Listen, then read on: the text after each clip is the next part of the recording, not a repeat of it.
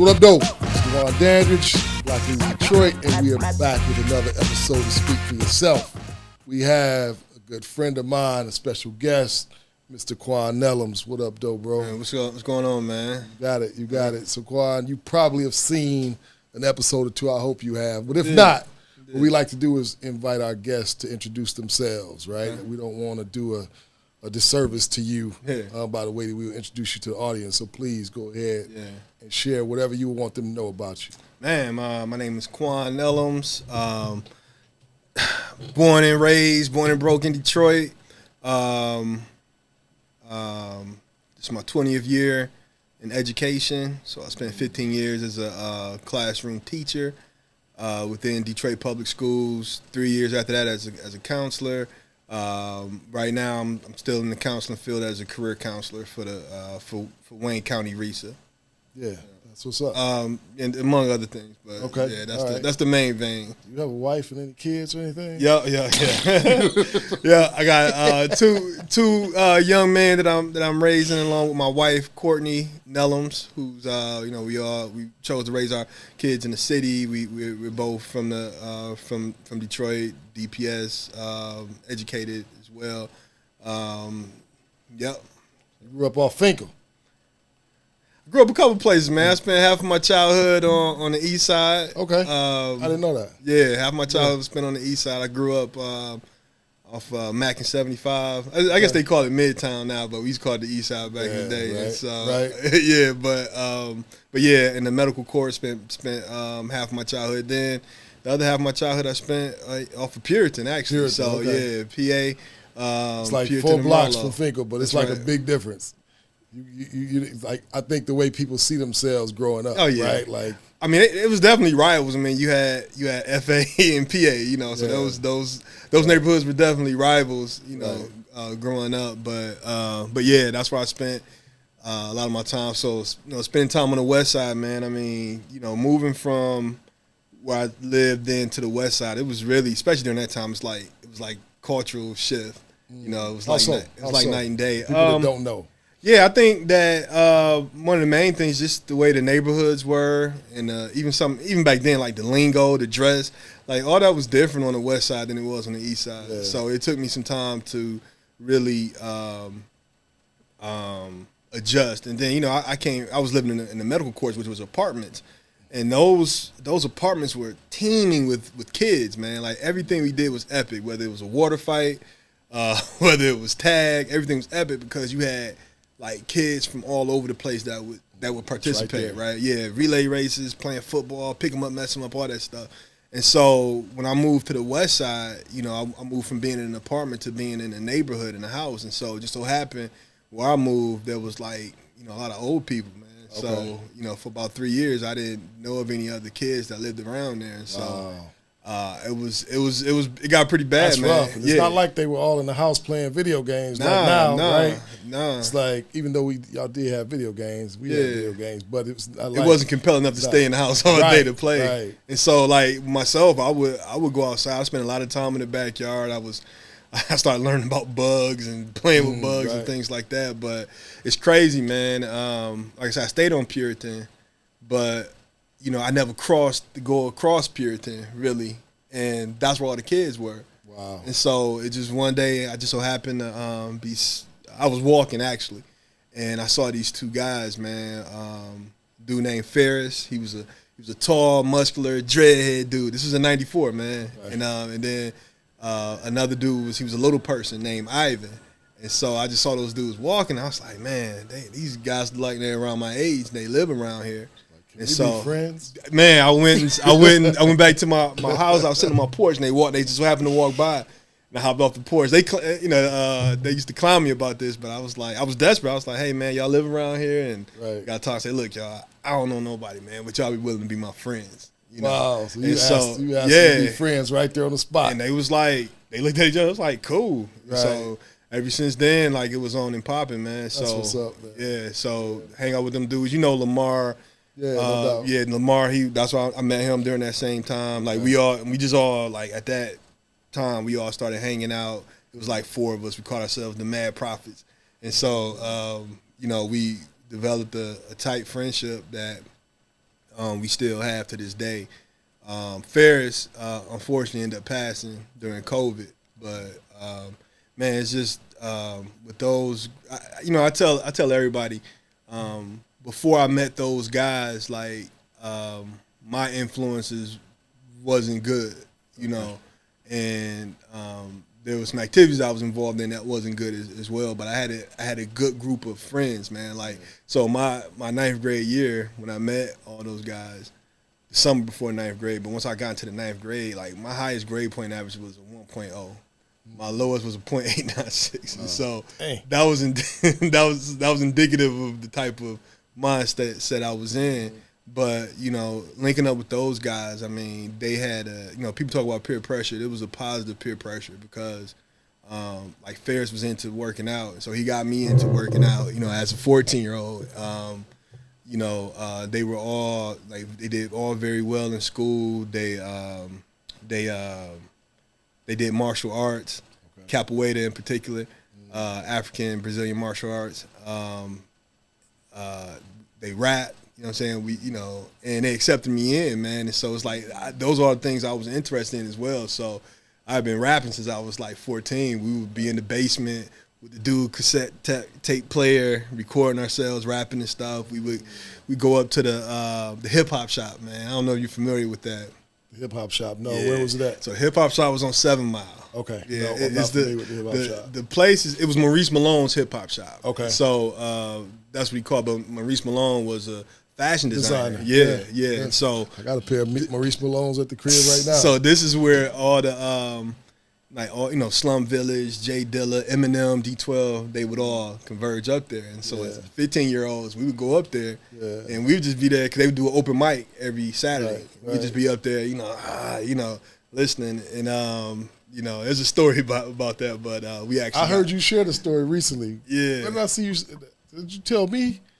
So you got to share that story, right? Okay, right? So I mean, let me backtrack a little bit because I know I'm.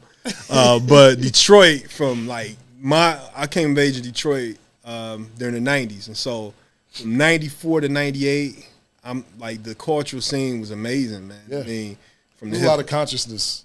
Yeah, during that time, and it was a lot of outlets for you to share your, so.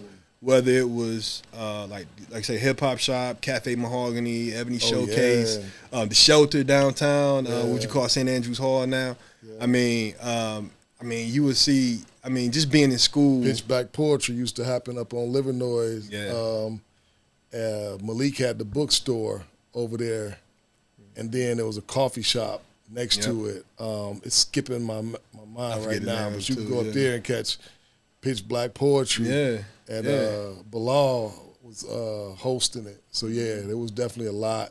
Yeah. It was a lot to do right there on a positive note. Yeah, and as a young person, knowing that you had all these, because even if you were not there at school, I spent a lot of times at the Northwest Activity Center, and so we would we would have ciphers, man. Yeah. And for those who don't know what a cipher is, this is where you just get a group of people, they circle up, and you either rapping.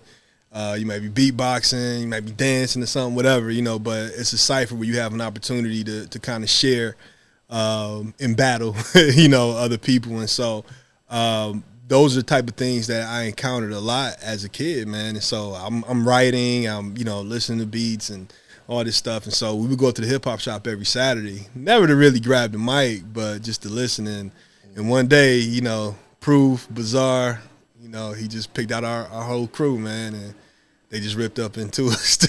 They ripped us, man. I mean, they was sweet. Like Proof, Proof was the best freestyler, in the city, man. I mean, I would say honestly, like I know we saw like when M would go in and do the battles and stuff like that, but Proof was amazing. Yeah, Proof was out cold, man. But so all that out coldness directed towards us, and so it was all love, but we was like, because we didn't know how to freestyle, so we ran home. We went home and y'all ran home. Sound like No. We went home. We went home urgently, and we wrote rhymes for the next week.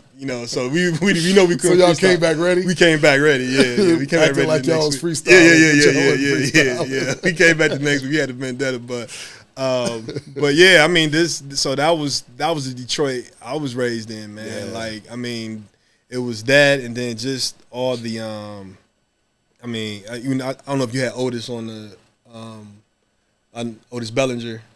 Yeah, no, he hasn't been on yet. Okay, but I know he's been a recipient of some of the Yes, definitely the funding. Shout out to Otis. And Yeah, I met Otis has been doing the mentorship. I met Otis when I was 15, you know, and so he there was a program at the North Activity Center called Project Adapt. Okay, and so every Tuesday, Thursday, and Saturday, you know, you got like 40 young people from the city, and then this was the West Side, but we had another group from the East Side that would come over. So you have about 80 kids, you know, and they, you know, the people who led that program, Miss Rush, who's passed away, Ora Williams, another recipient, grandparents parenting again. Yeah. I met her during that time. She was doing the mentorship, and so, man, they taught us so much about, you know, just health, about life, you know, planning goals. Ms. Rush's whole motto was, you got to move from being ghetto to global. Okay. And so they took us, and she put her money where her mouth was, man. They took us all over the place. By the time I was 15, I had been all over the East Coast, you know, down south. We would go to something called Black Man Think Tank every year, right? And they would pay us to go. Like, they was paying us, you know. And so we would go, and I had a chance to hear, like, all that, you know, young Dyson, Al Sharpton, Milana Karinga, the guy who created Kwanzaa, you know, a lot of other people, man, and they just it was a conference, you know. So hearing this stuff as a young person, that was your norm. Yeah, that was the norm, and it was from Detroit. It was in my hood. I was able to walk up there and that was the stuff out of town, but in town they you know, they made sure we was well rounded. They would you know, we would go to, like, I didn't want to go and see the Harlem Nutcracker, but I was glad they took me. You know, they opened us up to so much. You know, gotcha. When we would travel, like, in the cars, like I remember Mr. Smith in particular, Dwight Smith, who's an artist. He would always play jazz music on purpose, like, because he trying to culture us. You know, like, even now I still listen to jazz music because of what I heard in his car. But I remember we would get so amped up because we would hear samples like, wait a minute, such and such sampled that. You know what I'm saying? This is a sample from, and so, you know, that helped us to really, you know, have a broader outlook on things. You know, so, but yeah, that's the Detroit I grew up in, man. Yeah, man. Yeah. No doubt. Taking me back down memory lane too. Yeah. Think about you saying them taking you traveling, and I know that you do. Is it an annual trip where you take a group of young men out to? Do y'all go to Colorado? Yeah. No. Yeah. So we haven't done it since COVID, but right. Yeah, we. It's a program called the Campaign for Black Male Achievement, and then also Robert Smith. So Robert Smith is the richest black man in America, I believe. He paid off the. That's the brother that paid off the Morehouse the student loans. Yeah, for Morehouse students. I think that was class of 2019. And so what he would invite the kids. I was teaching at Frederick Douglass at the time, so they would invite kids from Frederick Douglass, and then also the group Lyricist Society that I work with. They would go out there. You know, they would, you know, they invited them out. You know, so. Travel, I was all in. You know, I was like, yeah, we need to do this because travel, you know, I just brought a group of kids from Lyricist Society. They went out to Idlewild over the weekend to perform and things like that, but just to experience that space. Yeah. But traveling is important, man. I mean, really, you know, the destination is cool, but actually that journey, man, it builds, especially with young people, it builds a relationship between the adults and the young people, but really, which is equally, and I would say probably more important, it builds a positive relationship between the young people themselves. Yeah. And not to mention, like, the value of seeing yourself outside of your community, right? Because there's a lot of times, I think for me, growing up, when I got a chance to move and live in Texas for a little while, my worldview changed, right? And being able to see myself live outside of my neighborhood and outside of the things that I, saw every day, I think that there's a huge, tremendous value in that, right? Because there's limitations, and it almost feels like there are walls around you, you know what I mean, that you aren't supposed to go past this far, you know what I mean? So as you talk about, like, when you were younger and you never crossed over to the other side, you know what I mean? It's just that simple. And maybe as we get a little bit older, that stretches a little bit. But, sometimes, it was hard for me to imagine myself outside of Detroit, and going and being competitive and with a group of kids that academically that just had different exposure and a different level of access to education than I had. So, yeah, man, I love to see how you continue to do for others what they started with you, right? And then to hear Otis been putting in that, it's like I hear him talk about how long he's been putting in work. When I hear you reference it and say that, like, he was mentoring back then, that's huge, man. Yeah. One, we need to figure out, like, how that brother managed to stay looking so young. That's right. All the time. But maybe it's all that golf he's been playing lately. But no, I want to talk a little bit about your not only desire to become an educator, like where that came from, but also just your passion to try to recruit other people to become educators and black men in particular. Like, where does that come from? So I think it comes from like what I just told you, like with Project Adapt. I was poured into a lot as a young person, and so I saw the benefit of giving back. So being poured into caused me. By the time I was 18, I was a freshman in college.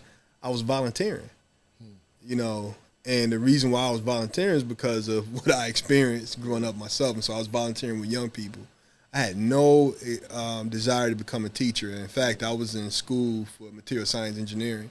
Okay. And so as a freshman, I was volunteering at Peter Vital School. Peter Vital. Yep. Shout out to the Vital villains. Myself being one. Okay, villains. Yes, we call it Vital villains. Yeah, so man.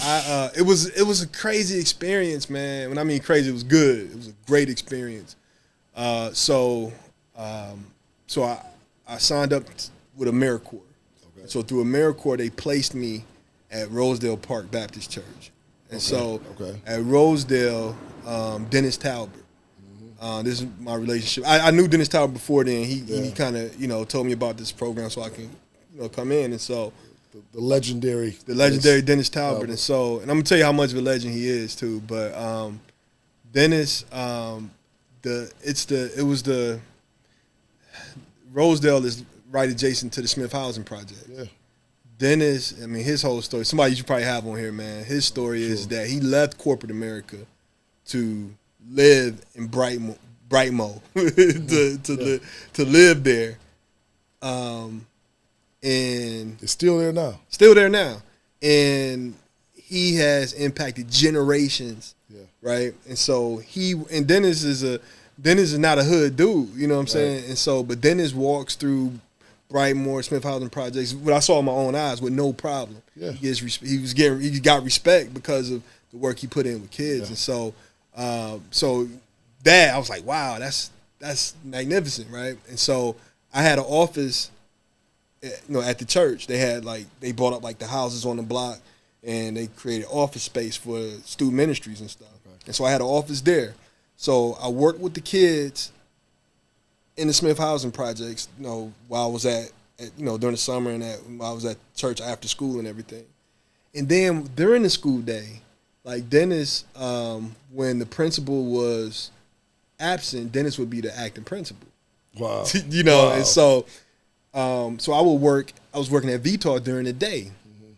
And so they had me as a behavior specialist. So it was like all the kids who got in trouble, they would come down to see me. Okay. And so I also met Carl Brownlee there. Okay. So I don't know if you remember Brownlee, but Brownlee he was the teacher of the year Okay. For 2022. Okay. And also he just was appointed to, I forget the name of the position, but he was appointed by Whitmer to something with education. So he's a political office holder now, right? Gotcha. And so, but I met him there. He was a muscular dude, ex-Marine, and the kids loved him, man. Like, you think, oh, he's mean, they scared of him. No, they love this guy. Like, I mean, standing ovation at graduation and everything. And, when I would go into his classroom, it was just so unique. Like, he didn't decorate his classroom at the beginning of the year. He left everything blank because whatever they did during the school year, he was posting student work. So by the end of the school year, the decoration was all the students' work. And so seeing that, I was like, man, this is cool. And then the kids I was working with, I would also see them in the hood. When I was at the church, I would see them there, and they would come up there. They play basketball. So I started. They had like room inside of one of the houses. They weights and stuff. So I was like, yo, we can lift weights. You know what I'm saying? And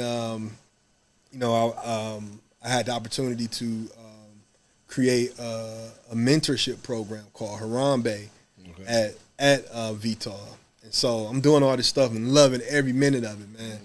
And I really got a chance to see what school and community partnership looks like, And somebody, I forget who it was, they said, "Have you ever thought about being a teacher?"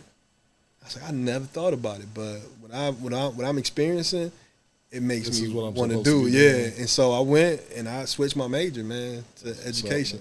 I got laughed at. I remember a guy, I was on campus. I was talking to an older dude, and he looked at me and he just started laughing, man. Like, you gonna be a teacher, And so that was so getting over that. It's a different kind of thing when somebody asks, "Hey, what are you in school for?" And you're like, "Oh, material science engineering." Okay. You get that type of response, but you say, "Oh, I'm to be a teacher," and you don't get the same response. And so, why do we do that? I mean, I think. Like, as a parent, right? Mm-hmm. I think about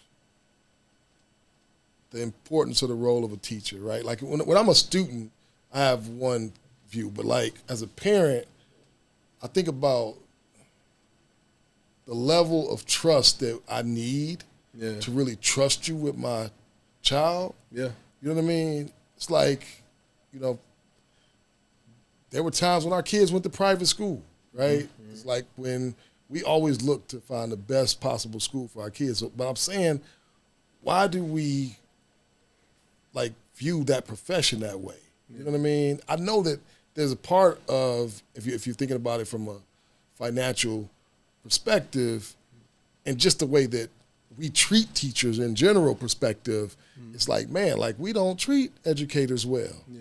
You know what I mean? Yeah. We don't value you the way educators the way that we should, So where does that come from? I think, so I taught history, so I always go back, and there's a book called The Price They Paid. The Price They Paid. Price They Paid by Vivian Gunn Morris, I think the author, and it talks about some of the first schools that were created by not HBCUs. These were like elementary, middle schools, high schools that were created by black people. Okay. This particular school started in like the 1870s. Okay. And it lasted all the way up into integration. And so they talked about just how these schools, how they graduated like very successful people, right? Mm-hmm. These are great schools, right? Black people who probably couldn't read, who were illiterate. It's created in the 1870s, so this is like within a decade of slavery ending. Yeah.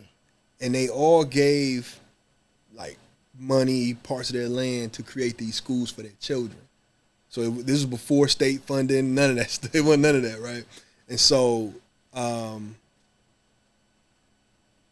when you look at like some of in the book, they put like some of the newspaper clippings, and they say things like, "Come and live next to your illustrious teacher, your beloved principal." You know what I'm saying? Things like that. And that's how they sold, like, homes and things like, hey, this was a positive selling point that you live in next to your teacher. And so I think that as we move forward, I mean, there's a lot of things that happen, with integration with these black, because that's an example of one school, but there were schools like that all over, all over the South, all over, black America. And so I think, once you talk about integration and these schools being closed down because of the busing and things like that, I think that's one thing. We kind of lost that reverence for teachers because they were taken out, I think the other thing is that we've done a very good job. Like, my experience with education is community and schools together. Okay. Like I told you about Brownlee getting standing ovation and things like that. They respected him, because, I mean, he lived in the community too. He lived around the corner from the school. And so the thing is I think we've done a great job of divorcing community from schools. And how can I have a relationship with you if I don't know you? Right. You're not from around here. Right. You probably, you as a teacher, you may have some feelings about the parents and things like that. And so the parents and the teachers never really, they may be at odds with one another. You know what I'm saying? So, or they just don't know one another. Yeah. So I think, at least in our community, that's one of the things that, we just don't have that whole feel of community, schools, parents and teachers, community all working together. Yeah, there's so much that always traces back to that. It's the community aspect, right? Oh yeah. So much that traces back to that. We think about people talking about what it was like growing up, and as you talked about the Detroit you grew up in, I grew up in. And then we talk about the sense of community. I know our parents' generation, they were the generation that said anybody in the community could chastise you. Right? Oh, yeah. Anybody in the community could. And then before you got home, your parents would know that you were acting out of line. You know what I mean? That sense of us all caring for each other equally. You know what I mean? And giving each other the invitation to do so. So, I mean, we can talk, at length about some of the things that happened to disrupt that. From drugs to crack epidemic and whatnot, right? I'm gonna fast forward because I don't want to hold you up forever, and we'll definitely get a chance to have you back. But I don't know. Well, I think that I have, but I don't know if we've sat here and just me, you, and I, and I've been able to say thank you for the role that you played in creating Black Leaders Detroit. Right? I think about 2019 January when I came and hollered at you and some other people that helped us, and this was just an idea in my head. You know what I mean? Yeah. And you faithfully encouraged the idea by showing up faithfully,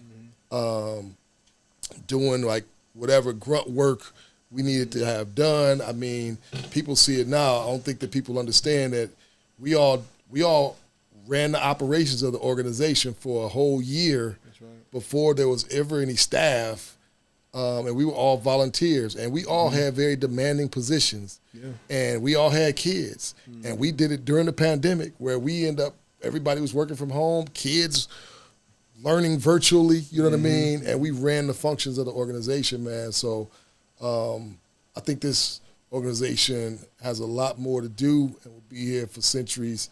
And I don't know if the history books will remember us, as you are a history teacher, but I want you to know how much I appreciate you and how much I thank you for the work and the commitment that you've shown to the organization. You're welcome, bro. But, thank you, just for the vision. I think, you hear me say it all the time, but I really do, you had a vision of a prophet, man, and I think that, you being a man of faith, I think God uses you and your ideas, man. And so I'm glad to be a part of it, man. So when people go on the BLD site and they see my face, whatever, and I'm like, I'm proud to be a part of it, man. So thank you for even thinking enough of me and my work to include me planning for it. No doubt, man. I'm more than happy to be on this journey. So we haven't talked about In Demand at all. So while we were doing BLD, you was running something called In Demand at the same time. You know what I mean? So where's In Demand at? You allowed me to be in a couple videos. And you would consistently, and some of the other brothers as well, be like, no, you are an educator. You know what I mean? So, and I always appreciated that, you all welcoming me and other brothers that don't do it as a profession by vocation, welcoming us to like embracing and own and wear that title as well. You know what I mean? Yeah. So where's In Demand? What's the latest and greatest? Well, so for those who don't know what In Demand is just an effort to connect black men to opportunities to become mentors, volunteers, and educators. And so the reason why I put the mentors and volunteers on that is because it may be a hard ask to everybody's not going to be a teacher, right? You know, so if I say, hey, Dwan, man, what you think about being a teacher? You know, you might be like, well, no, I don't want to do that. But if I say, hey, Dwan, you know, there are some students who need assistance with financial planning, or they, you know, or how I called you up about what was the Shark Tank at the school, you know, and you're like, yo, I'm on it, you know, and so that's inviting the community into the schools. Those are things that we're talking about, like inviting, you know, and I think every man has I mean, from my experience, every man has that yearning to pour into the next generation. And if they don't, you know, we definitely can show them why it's needed that every man pours into the next generation. So where we are right now, we link up with people, with organizations who need representation from black men, whether that's volunteers and mentors. Some programs that invite men in to become educators as well. So we just partner with them and really go out and do the work and trying to collect those men, or just introducing them to those opportunities so they can be involved. And so those are the things that we do now. We definitely beat the drum about being an educator. We know this is the 50th year hip hop. And so for me, hip hop taught me so much. Like, I remember being 8 years old and listening to KRS-One, and I found out what a philosopher was. you know. So how to think very deep. And so with those of us from the hip hop generation, I think it's just in us, man. You know, and so we celebrate education like we celebrate the 50th year of hip hop, because really every great teacher is an MC, and so that's you know, you're gonna hear more about that, and in the next year, 2024, we're going to be rolling out a program to assist teachers with being able to teach like an MC. Okay. So can't wait to see. Yeah. So you know, with me, I got a background in hip hop, and so when I started teaching, I used the tenets of MCing. Right. You know, the classroom is my cipher. You know, keep it fresh. You know, keep you know, grow the craft. You know, inspire minds. You know, inviting others into the cipher as well. When I say inviting others, is talking about the students. Like, it's not a cipher if I'm just the only one. You know what I'm saying? You know, the cipher becomes a cipher when everybody's involved. And so those are just like some of the tenets that I was able to utilize in the classroom that I think helped me to become a better teacher. And we want to share those tenets with others, and so you'll be hearing a promotional song coming up. To that. Oh yeah, it's recorded already. It's recorded. So I might let you hear a little bit of it, but yeah, that's where we are now, man. I really think everything I've experienced. It points me to the directions that we have to prepare the next generation. That's it. That's it. You know, Dennis Talbot, what made Dennis Talbot so great is that his mission, he always say, to prepare the next generation of leaders, right? Christian leaders, because he is a pastor. But people say that, he did it. Yeah. And when I was 18 years old, he gave me, and it was about maybe 8 of us. Most of us ended up going into education. We had no idea we was going into education. Right. We ended up going into education because he gave us a budget. He said the kids at VTAW, they need help during the summer, because they're going to forget everything they learned. They need enrichment. So he was like, there's the funding. You need to create a program. And these young people, fresh out of high school themselves, we created Super Kids, man. And that was a program we ran. And he was like, that's yours. Yes. And for him to have that type of confidence, man, in us, it sparked something in me that was lifelong. Yeah. And we had to provide those opportunities for our next generation. Definitely. For me, the easy button is the quickest way to get that relationship with kids is through schools, is being a teacher. Mm-hmm. But everybody can be involved with that. I mean, our kids are housed in schools. We can be in schools, or we can be like Project Adapt, have things outside of school as well. But the goal is to capture these young people. Yes. And so we need an army of men, women, whosoever, but we definitely need our men. And so In Demand is going to always, connect men with those opportunities. And so, I mean, that's the thing. BLD, whatever, man. We have to really. I mean, because other than that, if we don't pass that baton, we're gonna be start from scratch every generation. Yes, man. And it's unnecessary. Yep. It's unnecessary for that to be the case. Mm-hmm. I mean, I don't want to hold you. I do want to hold you, but we gotta get ready to wrap it up, man. Okay. Now, I will invite you to, no pressure, a little pressure. So you had Malik Yakini come and drop some bars. You had Yo Deep do a poem. Who else? Kyrie Turner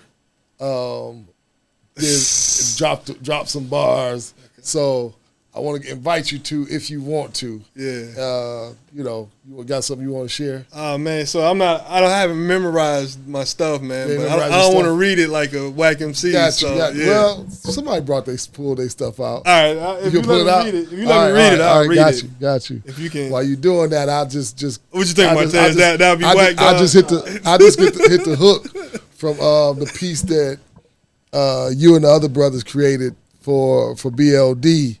And Quan is really good at creating hooks. So the hook was when we first launched BLD, and it's still true to this day, a large portion of where we want to see the dollars go will be in areas that impact education and development, because we just feel like those things impact us all as Detroiters, either negatively or positively. Positively if things are done equitably, or negatively if they aren't. And I just love the hook, right? Because the hook was millions for the children, if you willing. If you willing. Yeah. Millions for rebuilding, if you willing. Millions for us, by us, only if you willing. I love that, man. I still get chills. Yeah. I hear you say it. You know what I'm saying? Millions for the children, if you willing. Yeah. Millions for rebuilding, if you willing. Mm-hmm. Right? Yeah. Millions for us, by us.